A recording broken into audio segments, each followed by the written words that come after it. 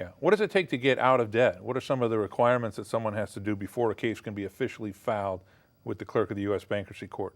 Well, before they can file for that Chapter 7 or Chapter 13, we might talk a little bit about both, they have to take their class, which is a precursor to the debt management class, which is a precursor to being able to file.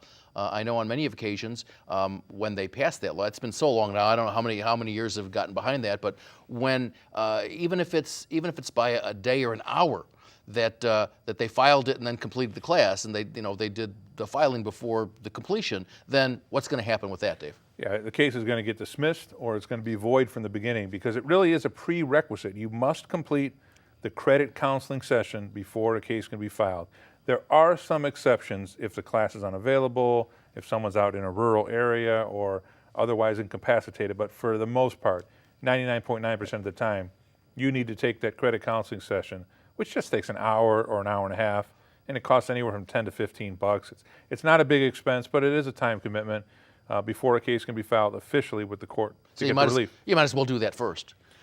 It's just another class that individuals have to go through that the government has mandated. It's just one of those things. The hope was that people would take the class and then not need to file, or they'd come up with some kind of debt repayment plan outside of bankruptcy. That was the congressional hope.